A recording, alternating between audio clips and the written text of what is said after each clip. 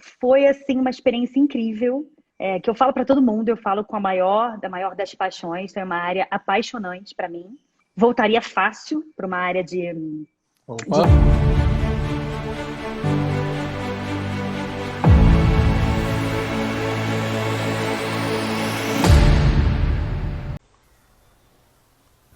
Bom dia, pessoal. Conectando aqui o RH na quarentena. Vamos começar mais uma maratona de lives aqui pelo Alta Performance SA. Deixa eu botar o microfone aqui, um outro microfone auxiliar. Convidada ultra especial, Diana Johnson, diretamente do Quênia. Oi. Olá, bom dia. Quer dizer, bom dia para mim, né? Primeiro, obrigado, né? Agradecer. Que horas são aí, Diana? Agora são 4 da tarde. Então, agradecer a Diana, 4 horas da tarde, entrando. Ela, inclusive, tinha que entrar de manhã, não tinha como ela entrar no nosso horário da tarde, porque senão já iam ser Eu ia madrugada fazer live de praticamente. pijama. Vou pegar aqui. Bom, então vamos. Eu tenho começado sempre as lives contando um pouco da história de como é que eu conheci o convidado e por que eu tive essa ideia, por que eu achei interessante trazer esse bate-papo para compartilhar com o pessoal de RH aqui no RH na quarentena. E aí, algumas pessoas já sabem, outras não, mas a Diana já foi minha chefe, praticamente foi responsável por me levar para Souza Cruz 2 vezes, aliás, né?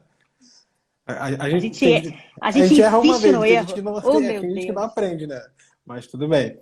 Então, lá atrás, lá em 2012, ela fez o processo, me levou para a área de remuneração lá da Souza Cruz. Ela estava, a gente vai falar um pouco mais da carreira, mas estava justamente se aventurando, começando a se aventurar pela área de remuneração, vindo de uma outra área de RH para a área de remuneração.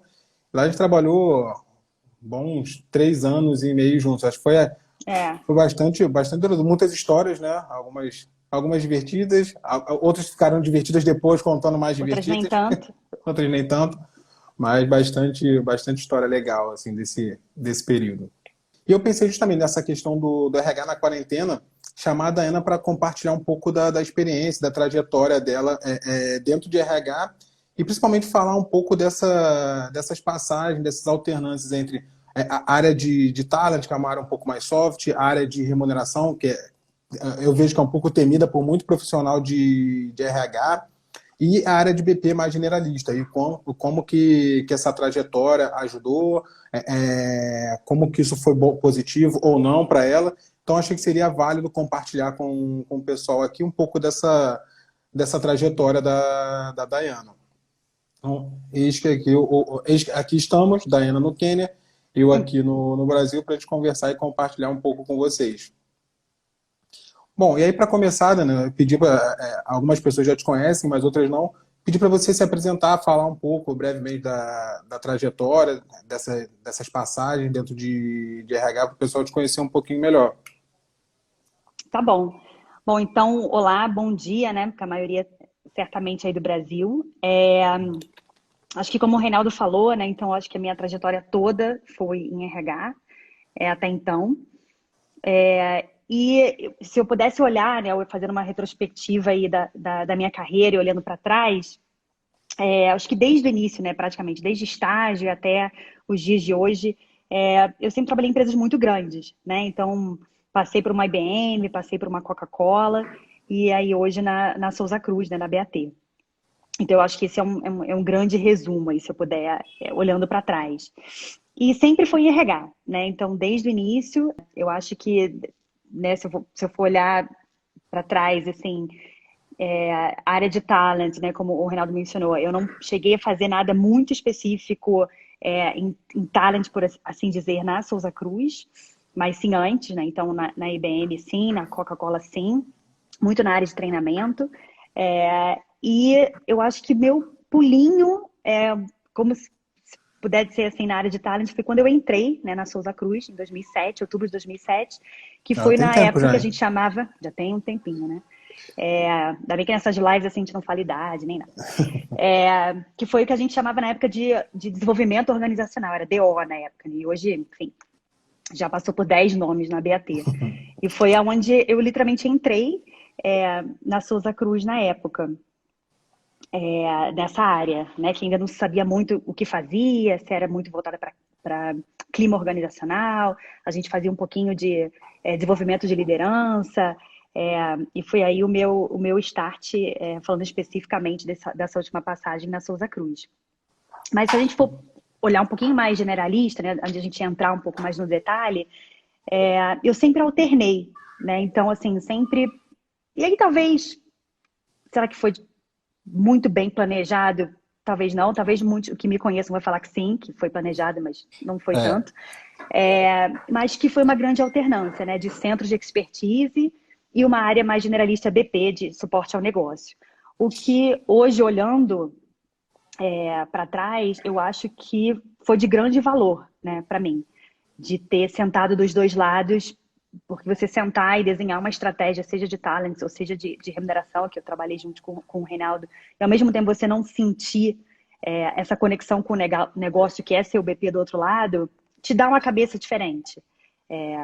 Te dá insights diferentes, você entende a outra realidade de uma forma muito diferente. Então, para mim, acho que foi fundamental ter feito esse ping-pong durante alguns anos para minha posição de hoje, né? Para você assumir uma diretoria de RH, eu acho que para mim foi extremamente importante ter passado por esses dois lados aí e ter vivido esses dois lados. Então, para mim, acho que é um grande resumão esse ping-pong até a minha função atual.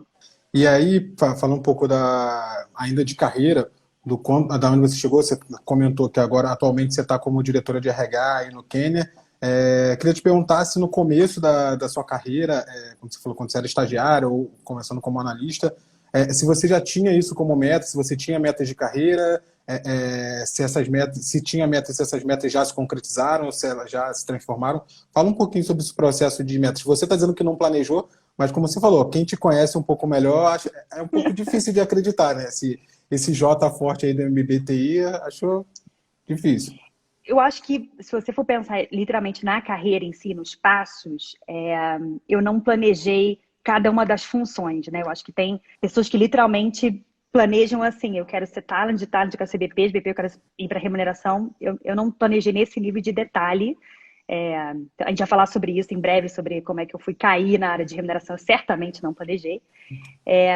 Mas o que eu planejei, acho que primeiro quando eu fui estagiária, e aí eu acho que eu carrego isso até hoje, né? Inclusive o contato com essa pessoa. Minha chefe na época, não minha chefe, mas chefe da minha chefe, que era diretora da IBM na época, era assim, e continua sendo para mim uma inspiração absurda. E aí, eu acho que por ela ter sido a minha inspiração, eu olhei para ela e falei assim, nossa, eu quero ser ela. E eu acho que veio dali essa minha fixação do tipo, então tá, eu tô aqui, eu sou estagiária, ela é a diretora de RH, mas eu quero chegar lá porque ela, para mim, era alguma coisa assim muito, muito inspiradora. E foi assim que eu acho que começou. Eu falei assim, então tá, para chegar lá, o que que eu preciso, né? Inclusive, algumas conversas com ela na época, eu lembro, de ter sentado com ela e ter falado assim, me conta a sua história, o que que você fez e o que que eu preciso fazer para chegar, que tipo de conhecimento você tem que acumular ou experiências. E foi muito interessante, porque antes de eu pensar em trabalhar com carreira, ou trabalhar em talent, ou inclusive da BAT não falar de cargo e falar de experiências, ela foi uma que sentou comigo e falou sobre experiências. E não era níveis, ou não era cargos, ou status, era, olha, eu acredito que para você chegar aqui, são essas experiências que você tem que passar para que você se transforme numa profissional mais completa e que você realmente possa olhar de ponta a ponta. E eu lembro que ela foi muito específica de falar, olha, e não quer dizer que você tem que passar por todas as áreas de RH. Se você passar, excelente, porque óbvio que vai te ajudar, mas não é um pré-requisito, né? Então ela mesma não tinha passado por todas as Sim. áreas. Então ela me falou muito sobre experiências e sobre a forma como você deveria passar por cada uma dessas experiências para se completar. E é claro, e um pouco de, né, que hoje, como é que é em português agora? Tô começando a perder as palavras. É o E, political savvy, né? Um pouquinho de, ok, dependendo da empresa que você tiver, quais são cada empresa tem um jeitinho, tem um caminho. sim, uma E como é cultura, que né? é Um esse jeito. caminho? Como é que é esse caminho? Então, se é a BAT, por exemplo, tudo bem que está começando a mudar, mas você vai ter que ir para fora em algum momento. Então, isso para você é ok? Sim. E você não deixar para pensar nisso aos 45 do segundo tempo, entendeu? Na hora de te convidarem para sair, você fala, vou ou não vou. Não sei Então, se... se você quer chegar lá, você tem que pensar sobre isso antes. Então, é um pouco de você ter você clareza, juntar as né? suas experiências. Cortou um pouquinho para mim, não sei se o pessoal puder dar um feedback na live, não sei se está para todo mundo ou se foi só para mim. Mas legal, acho que assim, acho que tem algumas coisas interessantes que você trouxe. Acho que a questão da gente ter alguém para modelar, né?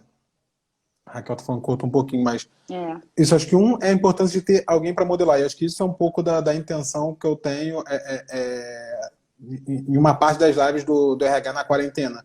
Porque eu tenho tentado trazer um pouco de conteúdo mais técnico, mas sempre trazer alguém com uma história legal de carreira que justamente a gente possa olhar, mirar e modelar o que a gente quer, aonde a gente quer chegar. Eu acho que um outro ponto super importante que você trouxe, a questão da experiência, né? Eu acho que focar na experiência é muito mais importante do que focar no cargo. Às vezes a gente fica super preso aos títulos e nomenclaturas e deixa de desfrutar, deixa de olhar para a experiência. E eu acho que principalmente no começo de carreira, você escolher bem as experiências que você vai ter e, além disso, desfrutar, se permitir desfrutar 100% das experiências, eu acho que é super relevante. E aí, acho que você trouxe no contexto de empresa, mas isso vale, inclusive, para a parte acadêmica também. Às vezes, eu vejo muita gente que entra, por exemplo, numa pós-graduação preocupado em ter o título.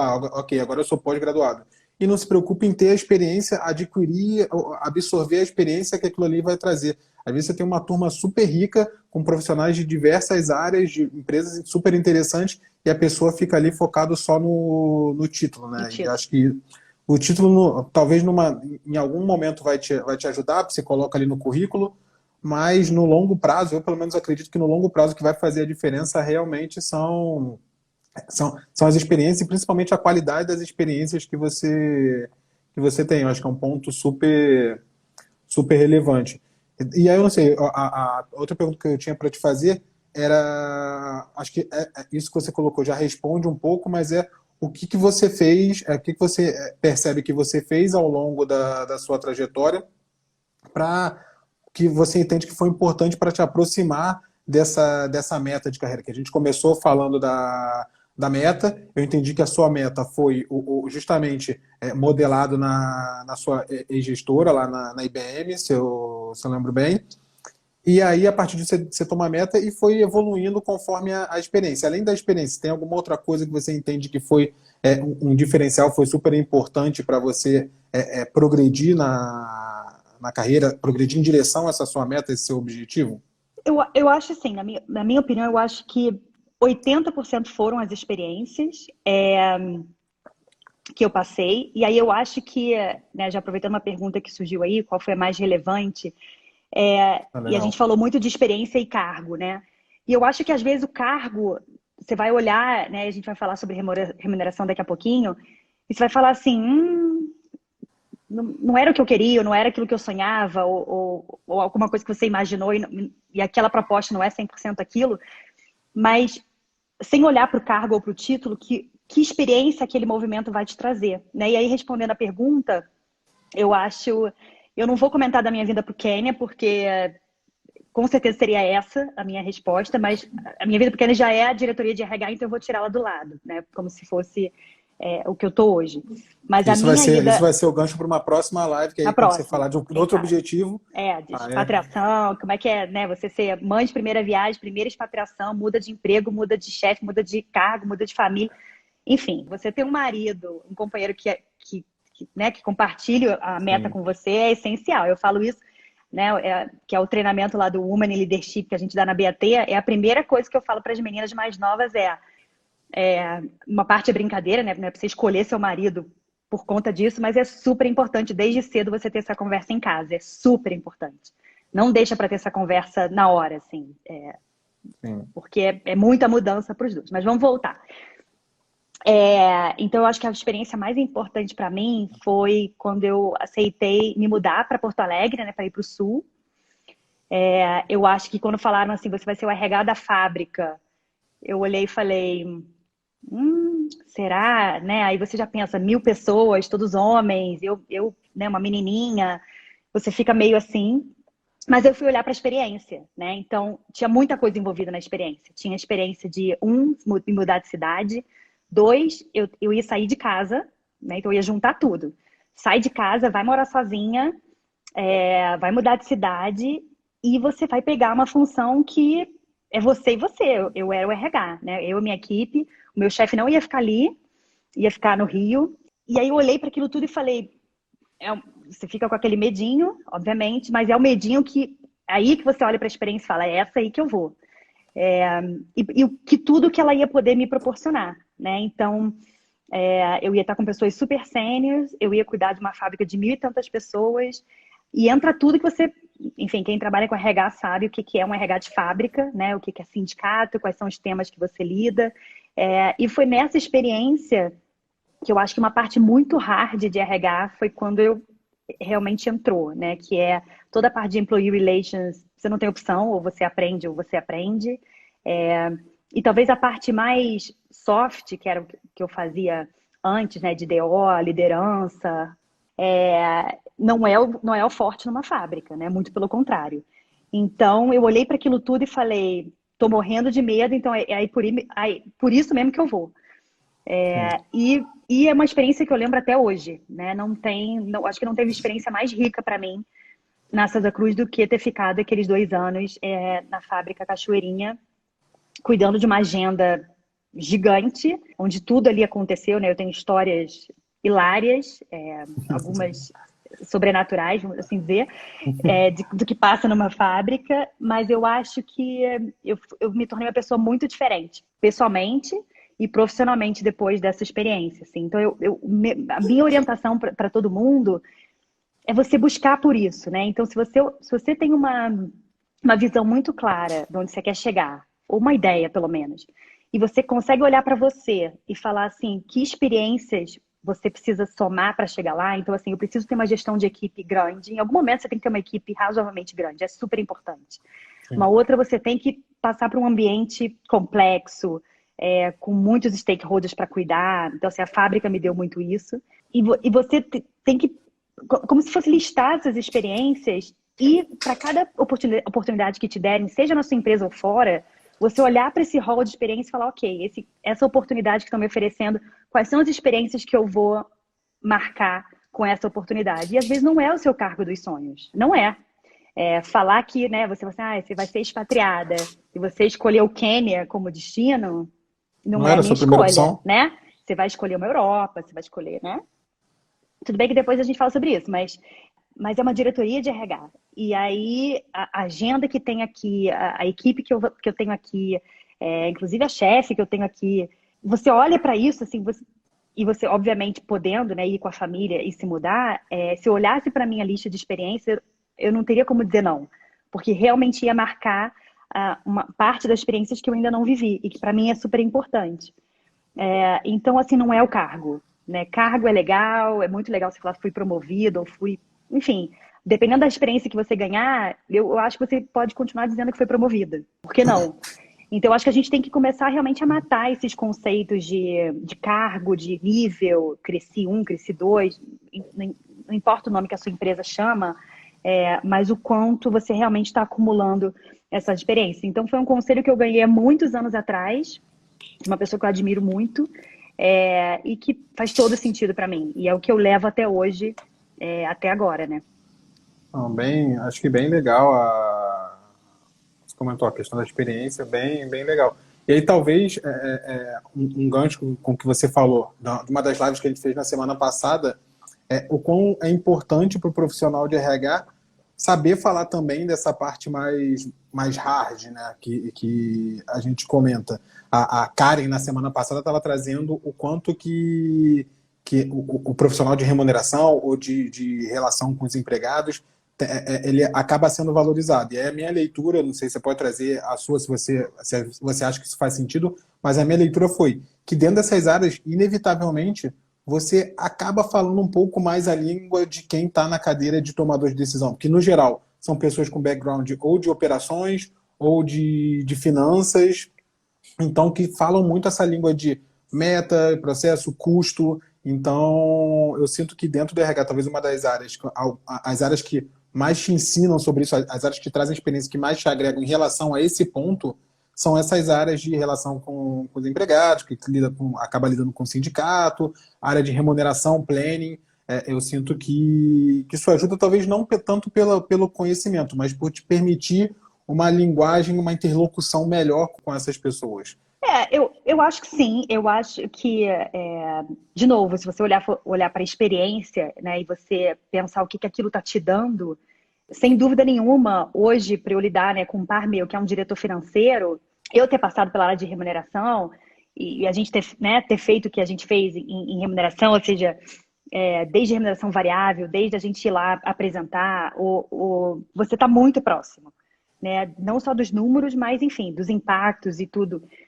Então, realmente são as experiências que te colocam num patamar muito diferente, né? Ao mesmo tempo, se você for pensar, se eu for olhar meus pares hoje, né? Então, financeiro, obviamente, toda a minha experiência em remuneração me ajuda muito, né? Então, de você praticamente falar igual para igual.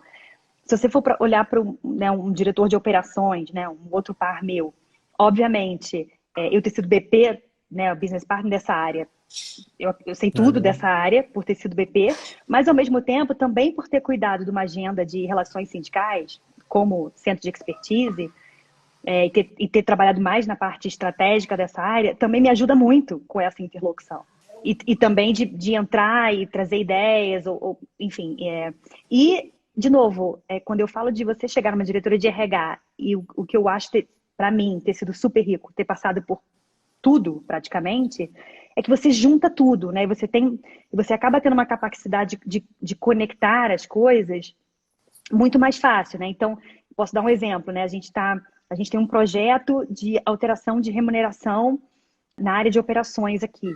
E mudar totalmente, tá? A forma como eles remuneram uma parte da população em operações. Então, assim, é a minha cabeça de remuneração aqui pensando no modelo, como é que a gente pode fazer para ser uma coisa super moderna, que faça sentido e que tenha um variável que realmente recompense, seja variável, não seja um variável fake, fixo. Aí tem meu outro lado aqui de relações sindicais pensando, tá, mas se eu desenhar assim, o sindicato nunca vai aprovar. Socorro, então eu tenho que fazer desse jeito. E como é que eu ajudo a minha BP, né? Porque eu tenho a minha BP da minha equipe que vai liderar o projeto, e como é que eu ajudo ela a entender que se ela sair mudando vai dar um problemão, mas ao mesmo tempo a gente pode fazer uma coisa muito legal, só que a gente pode fazer uma coisa muito legal, mas que seja, tipo, vendável para o sindicato nos apoiar nesse movimento. Então te ajuda muito, né? Você tem um linguajar mais fácil, você entra muito mais fácil, é muito mais tranquilo, nesse sentido que você sabe do que você está falando, e você consegue apoiar muito a sua equipe, porque, né, você chega num nível em que o meu papel não é fazer, né? É como é que eu vou dar o melhor coaching, o melhor mentoring para minha equipe poder executar, porque eu tenho que fazer todo um stakeholder engagement com a minha chefe, com os meus pares, e aí ao mesmo tempo você tem, né, uma empresa bem matricial como a BAT, que você tem, quantos chefes eu tenho? 3, 4, 5, mais ou menos, 5, e você tem que alinhar com todos os 5, e apresentar para não sei quem. Então, eu estou fazendo isso enquanto minha equipe está lá executando o projeto em operações. Mas te ajuda muito, né? Te dá uma tranquilidade. Você amplia a caixa de ferramentas, né? Você amplia mais todas as ferramentas e você não leva susto, né? De alguém chegar com alguma questão, algum problema, dificilmente que você não que você não tenha passado, mas que você não tenha ao menos escutado, né? Então você não leva mais aqueles sustos da minha época lá de trás, como é que era? Ai, meu Deus, está estourando 2 milhões do orçamento, aí a gente... E hoje em dia, quando estoura 2 milhões de orçamento, a minha cara é do tipo, tá errado, não tem como estourar 2 milhões de orçamento, entendeu? Tipo, já passei por isso, não é. E aí você vai ver, tá errado. Então, te ajuda muito, te tranquiliza muito e te dá realmente o que você falou, um monte de ferramentas para você ajudar a sua equipe, que na verdade esse é o meu papel aqui, né? É como é que eu ajudo eles a ter sucesso, que é o meu principal papel. E aí logo depois foi a sua entrada em remuneração, né? Aí eu queria te pedir para contar um pouco como é que você caiu lá, como é que a remuneração cruzou a sua trajetória, se foi planejado, não foi, mais ou menos. Eu acho que assim, não foi planejado, né? Então, na minha cabeça, o meu planejamento, né? Eu estava numa fábrica com aquela minha experiência, e o que eu tinha pensado era, ok, depois daqui, eu queria voltar, né, para a matriz, e sim, por que não ir para um centro de expertise, né? Fazer o ping-pong. Mas que podia voltar para talent, podia ser folha de pagamento, podia ser qualquer coisa. E aí, mas quem é da Souza Cruz que está aí na live vai lembrar bem do chefe que a gente tinha na época, que era super convincente, que um belo dia me ligou para falar que teve a pessoa que estava na área naquele momento teve uma oportunidade fora, que ele precisava mudar todo o time e que ele precisava que eu voltasse da fábrica para assumir a área de... E aí ele ficava assim, área de... E eu ficava, qual é a área? Área de Diana. remuneração. E aí Dayana. Não, Dayana, uma oportunidade, Dayana, ó. É a sua cara, assim, você que é financeira. Aí eu falava, eu não sou financeira. E aí soltou a bomba, né? Remuneração. E aí eu dei aquela congelada do tipo, oi? E aí volta tudo, né? Volta lá a minha inspiração dizendo, pensa na experiência. E aí eu pensei na experiência, né? Então é voltar para casa, voltar para o Rio. E o que assumir a área de remuneração me daria para minha meta, né? Então volta lá o que a gente conversou. E, de novo, deu aquele susto, né? Do tipo, remuneração, gente. Não sei nada de remuneração, né? E a gente realmente tem isso em RH, né? Então, acho que tá mudando muito. Sinceramente, eu acho que tá mudando muito. Eu vindo para cá e também conhecendo outras empresas, ainda tem muita empresa que você vai e você vê que o profissional de remuneração que está ali é alguém que fez carreira em remuneração, só viu remuneração na vida, né? Ainda é comum, mas eu acho que está Sim. mudando muito. Ou é alguém que veio de finanças para cobrir um buraquinho lá em RH, em É verdade. remuneração e sai. Isso tem que acabar, né? Sinceramente, isso tem que acabar, porque nesse sentido agora a gente tem que voltar, né, às palavras lá do nosso ex-chefe. It's not rocket science, Diana. It's There's not no rocket rocket science. science. Diana, qual o problema? Você vai somar, multiplicar e subtrair. Todo mundo consegue.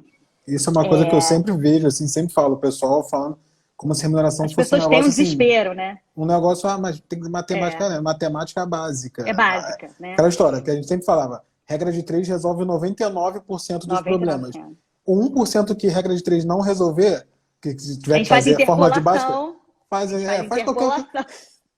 Na verdade, deixa pra lá, porque eu falo, cara, esse 1% Não vai te fazer falta. não vai te fazer falta, É. exatamente. E aí eu acho que é isso, né? Então tem aquele susto e tem aquele mito e bias total de que para ser de remuneração você tem que ou ser financeiro ou ser da área.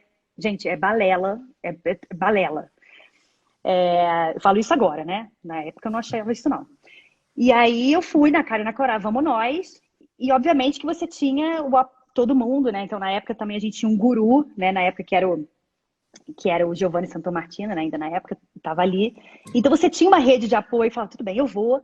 E se eu sofrer, tem esses 3 ou 4 aqui que vão me ajudar. E agora eu posso falar isso de carteirinha, né? Já se passou um tempo. E para todo mundo que está aí ouvindo, que assim, a minha experiência em remuneração foi algo. Qual é a outra palavra que eu posso usar? Sei lá, extraordinária. Eu sou completamente apaixonada por essa área. É uma área que obviamente, te dá um certo. Se você não é muito ligado aos números e tal, tem uma certa dificuldade, você pode ficar meio receoso. Não era meu caso, mas foi assim uma experiência incrível. Que eu falo para todo mundo, eu falo com da maior das paixões, é uma área apaixonante para mim. Voltaria fácil para uma área de Opa. remuneração. Oi? Super voltaria. E é uma área que me ensinou muito, né? E aí não achem que eu vou responder que me ensinou número, porque foi somar, subtrair, multiplicar, regra de 3. Não aprendi nada de número, talvez uma coisa ou outra. Possivelmente nas minhas discussões até meia-noite com o Reinaldo, podia ser. Que aí a gente inventava uma fórmula de Bhaskara e tal. Mas porque a Comigo gente com outros inventava. funcionários. Que comigo não, né? Porque eu psicólogo, Com tem que falar você com o não. engenheiro. Carlinha, que tá na live, Rodrigo Rojas, para Então, falar que aí é pode ser, engenheiro. mas aí não vamos deixar as pessoas que estão na live confusas, né? Isso que a gente era doido e a gente queria fazer umas coisas malucas e aí a gente extrapolava as ideias. mas não precisa, tá? Se você quiser fazer uma remuneração, uma carreira de sucesso em remuneração é matemática básica, Carlinha tá rindo, mas não precisa. Mas é uma área que me ensinou, porque assim, primeiro que se você pensar muito, te dá um pouco de...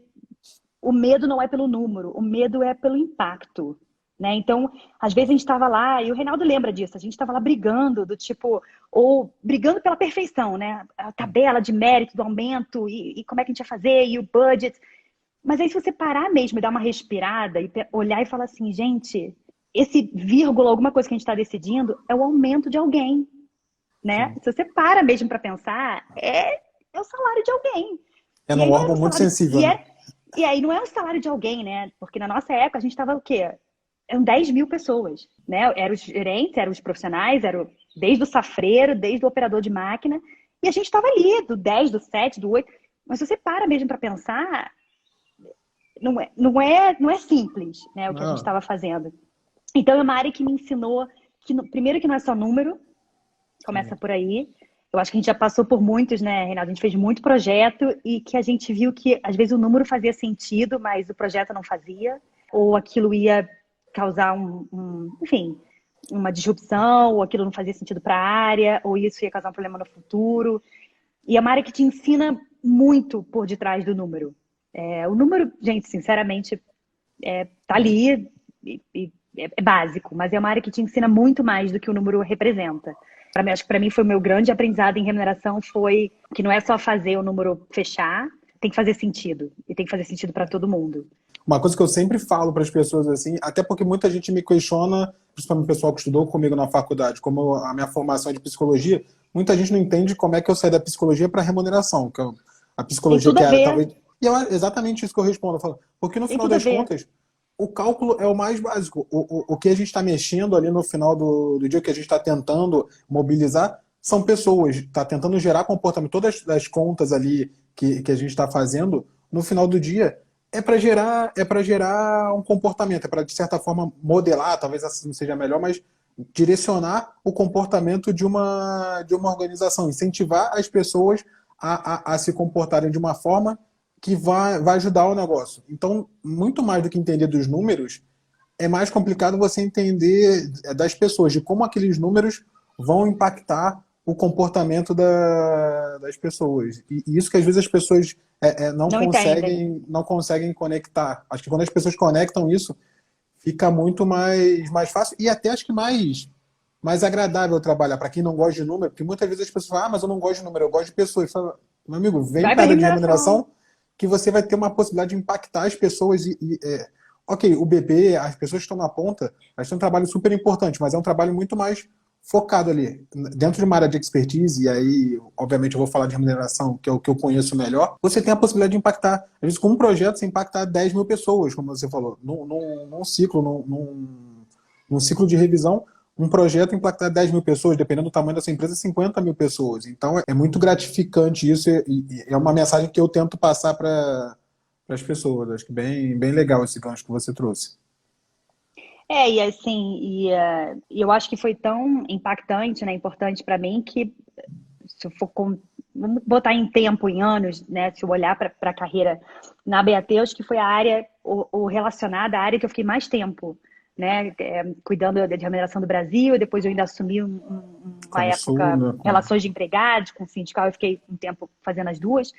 E aí depois ainda peguei Conisul, então foi bastante tempo pelo envolvimento que eu fiquei, né? E eu brinco que o negócio foi tão forte, e é uma área que eu gosto tanto e me conecto tanto, que até hoje, né, se um headhunter me liga, vários me ligam para head de compensation, remuneração não sei aonde, de tanto que ficou forte, eu acho que, inclusive, meu networking com essa área, né? Eu acho que mais forte do que qualquer outra função que eu fiz até hoje. O que para mim é ótimo, porque é uma área que eu gosto muito, então São duas eu coisas, né? falo, Porque eu eu acho falo que com super orgulho e incentivo todo mundo a passar para a área de remuneração, assim, passe. Nem que seja um trechinho. E aí eu acho que a gente converteu algumas pessoas, né, Reinaldo? Algumas pessoas que passaram pela área, assim, são apaixonadas pela área, assim. sim. Mesmo depois de já terem, agora já estão em outra empresa, outra posição, mas tem um carinho especial pela área de remuneração. Eu acho que quando você consegue enxergar o fim do túnel, o propósito que você tem naquela área, o impacto que você pode ter nas pessoas, eu acho que faz a experiência muito, muito mais feliz, né? Eu acho que sim. E com certeza também as pessoas, você tá junto ali, quando você tá num time, cara, a gente tinha um time espetacular, não só dentro de remuneração, mas nas pontas também, os BPs, o time era muito, muito integrado, assim. Foi uma época também para mim bem, bem feliz. Talvez nesse tempo, você passou, acho que você ficou 5 anos, né, no total, entre remuneração, relações sindicais, acho que foi mais ou Por menos isso. aí. Quais foram os principais aprendizados que você teve? Acho que a gente já falou de uma forma, a gente foi passando, mas talvez para sintetizar, qual que você elencaria como os principais aprendizados que você teve dentro da área de remuneração e como isso talvez te ajudou a progredir nessa expectativa, nessas metas de carreira, né? Nessa aspiração de carreira, talvez seja a melhor palavra. Olha, eu acho que foi muita coisa, assim. E eu acho que. E aí a gente vai sempre voltar para falar de experiência, né? E depende muito do que aquela posição, aquela função está te dando naquele momento. Eu acho que a posição de remuneração, ela me deu. Primeiro, se eu for comparar com as experiências anteriores, foi a primeira, né, na BAT, que me deu uma exposição absurda, né? Porque é uma área que. E até porque as pessoas ainda têm essa coisa ai, a remuneração não entendo. Chama o Reinaldo, chama a Dayana, porque eu não entendo.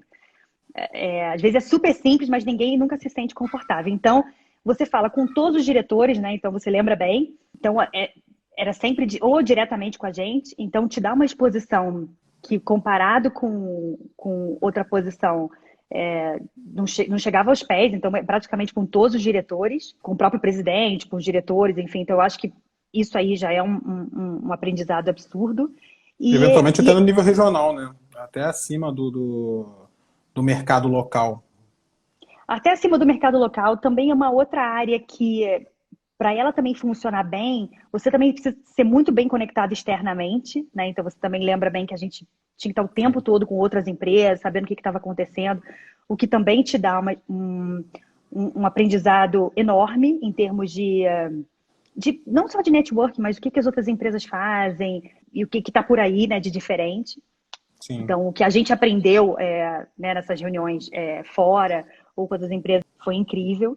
Então, é uma área que te dá, assim,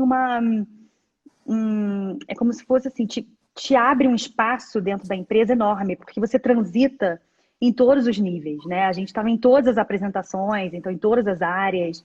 Eu acho, e se eu for contabilizar hoje, se eu pudesse fazer um planinho bem detalhado, assim, de todos os stakeholders, das pessoas que eu conheci, me conectei, certamente foi durante esses 5 anos que eu fiz a minha maior rede dentro da BAT. Eu não tenho dúvida nenhuma. Hoje, se eu pegar e mapear todo mundo, eu acho que 80% da minha rede foi criada nesses 5 anos. Seja internamente, seja externamente. Então, eu acho que, para mim, se eu pudesse elencar o número 1 do que remuneração me deu, foi isso. Foi uma ampliação de rede absurda. E, obviamente, com a rede vem a exposição, vem o networking, vem o contato, vem tudo junto, prós e contras. Mas eu certamente expandi minha rede de contatos em 300% durante esse período. É curioso esse ponto que você trouxe, eu não tinha parado para pensar nesse ponto. Mas, realmente, remuneração acaba... Óbvio que cada empresa se organiza de uma forma, não existe uma forma única, mas, no geral, ela acaba interagindo muito ali com várias áreas importantes, várias áreas-chave.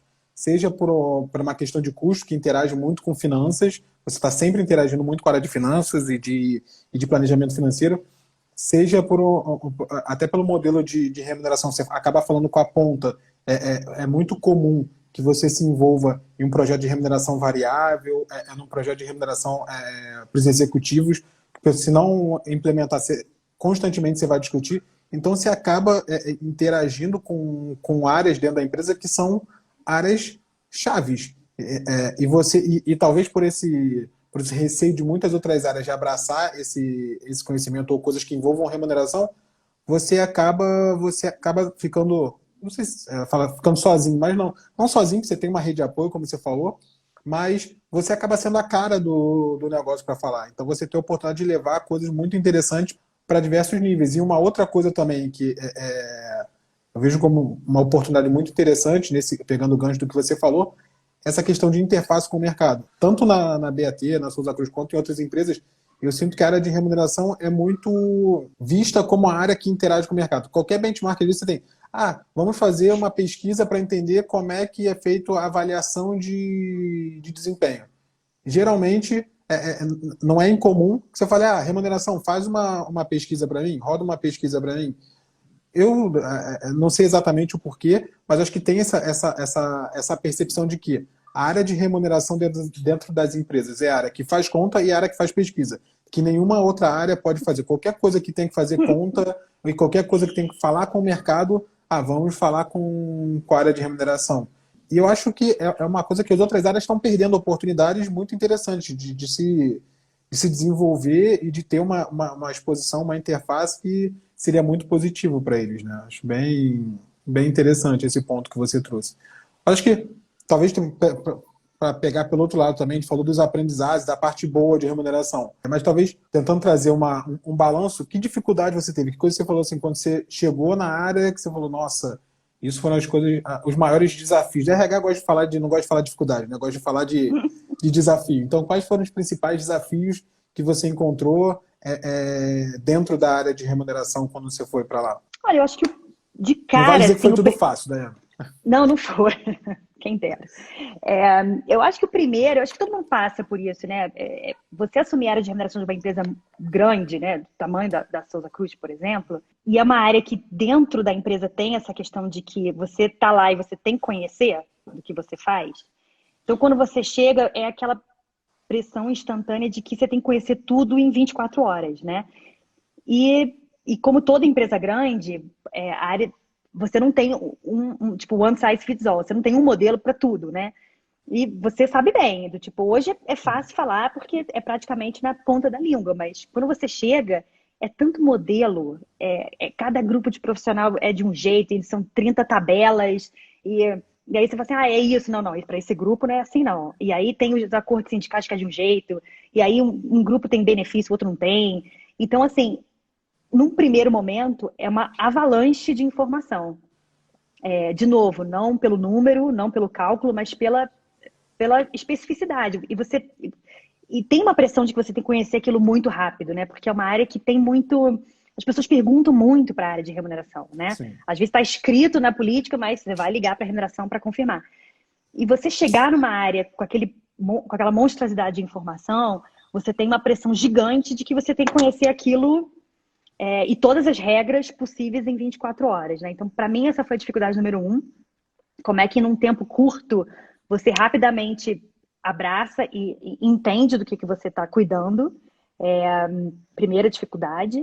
E a segunda, eu acho que a grande dificuldade também da área de remuneração é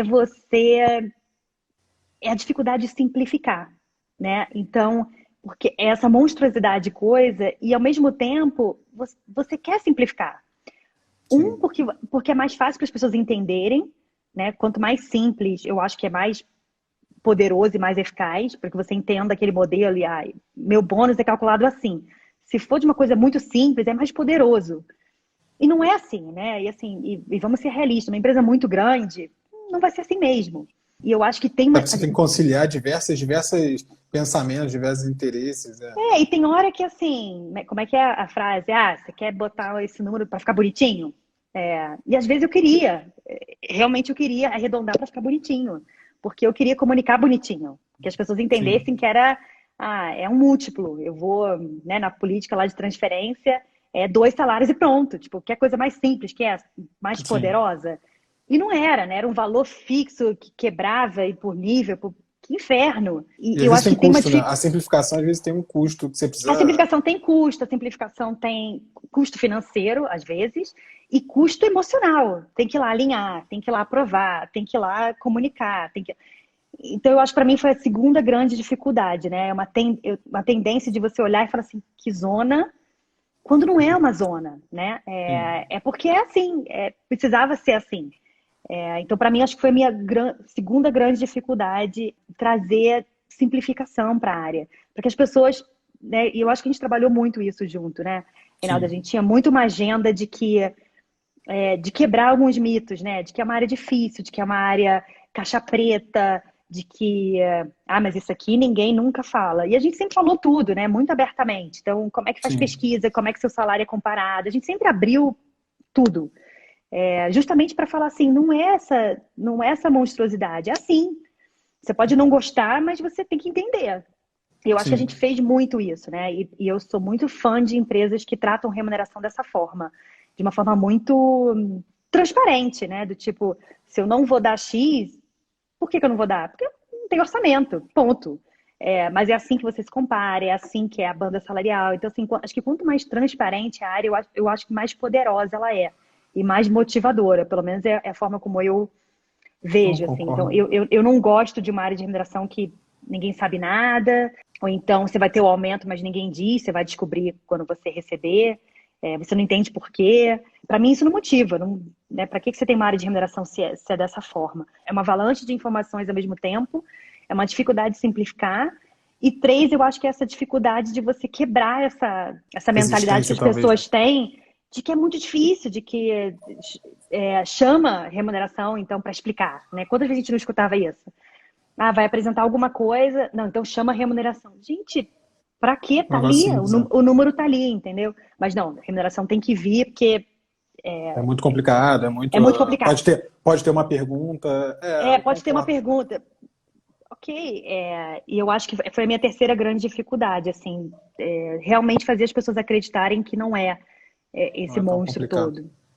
Eu concordo total com o que você está falando. Acho que uma coisa que recentemente eu passei pela experiência trabalhando com a Carolzinha, ela me deu um feedback que para mim fez muito sentido com o que você está falando, do quanto ali conversando com ela, eu tento sempre voltar pro fundamento da coisa, porque às vezes quando a gente tenta se. E acho que isso vale como aprendizado para qualquer área que você entre.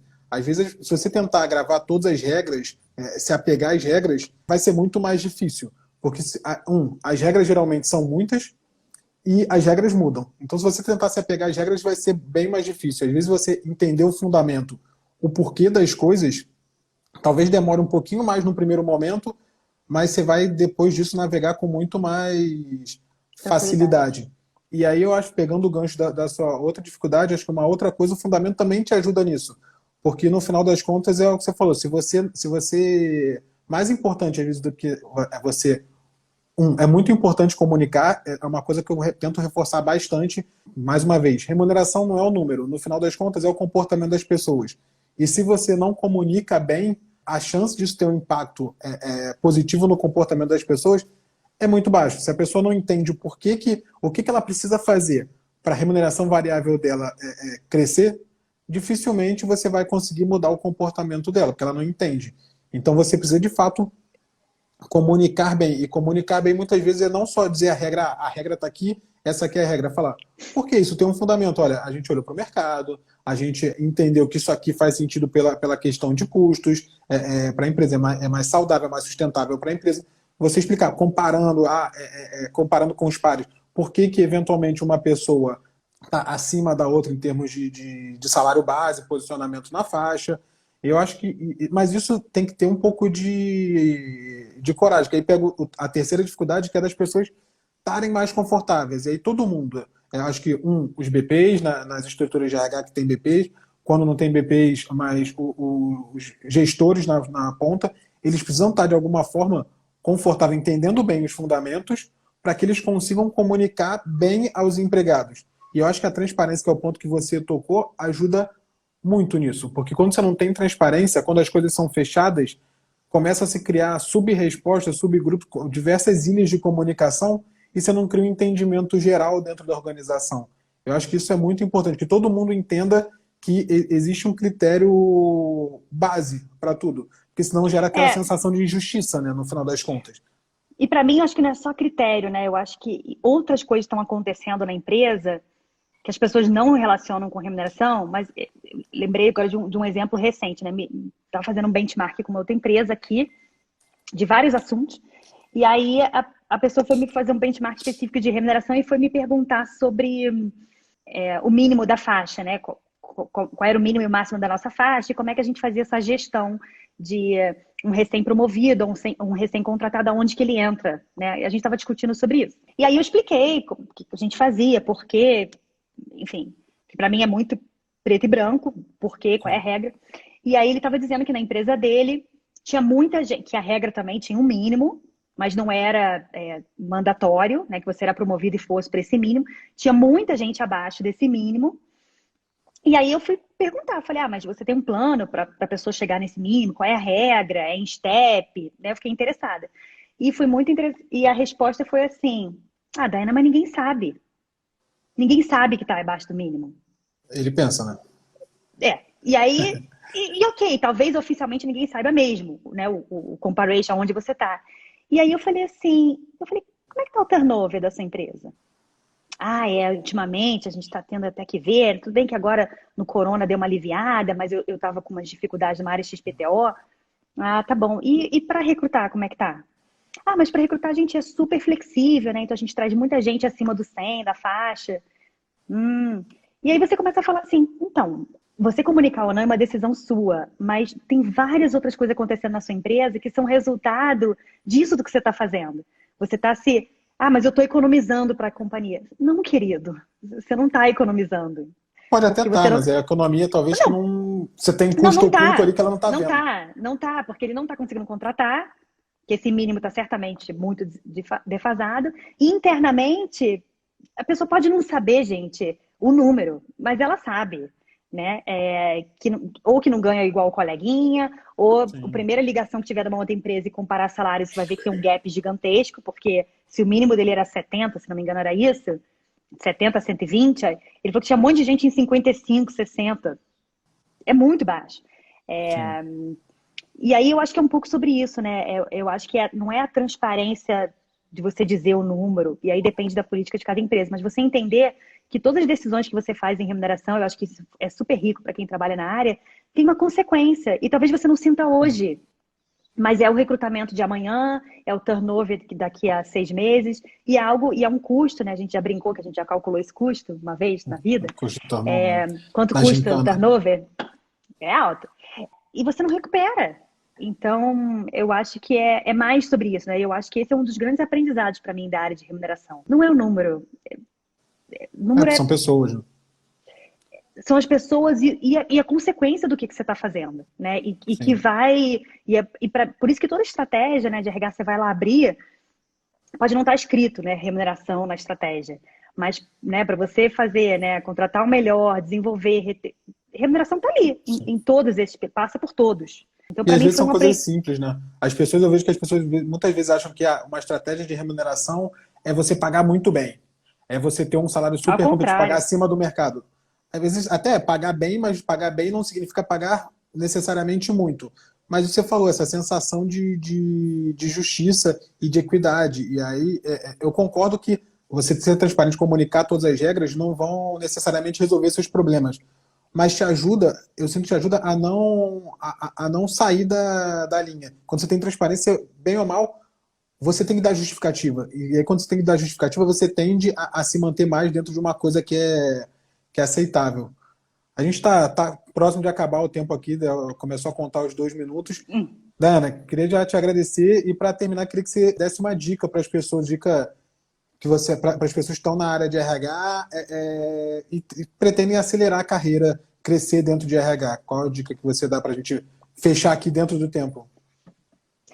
Bom, eu não vou dar a dica da experiência, né? Porque eu já dei na live toda, acho que eu falei muito sobre isso, porque eu continuo achando que é a número 1. Eu acho que a segunda dica que eu dou é de você ser muito consciente da importância da área de RH, né? Porque a gente sofre muito com aquele ainda preconceito do tipo, o RH não é estratégico, tem que ser estratégico, não é chamado na mesa. A gente escuta muito isso. E eu acho que a dica que eu dou é não espera ser chamado, não. Eu vejo a diferença enorme do que é isso hoje, né, na função que eu estou hoje, e de todos os fóruns, das reuniões que eu participo. E quando você sente que você não foi chamado, vai. E para tudo, né? E eu acho que tem o preconceito das outras áreas ainda, mas eu acho que tem muito nosso, né? Do tipo, tá tendo uma reunião de preço, eu não vou, porque eu sou o RH. Não, querido, vai. Você precisa entender o que está acontecendo, porque se você vai decidir o que seja, o salário, o recrutamento, você precisa saber as coisas que estão rolando nas outras áreas. Então, eu acho que a gente, mais do que as outras áreas, as áreas querem o RH ali. A gente que não sabe disso.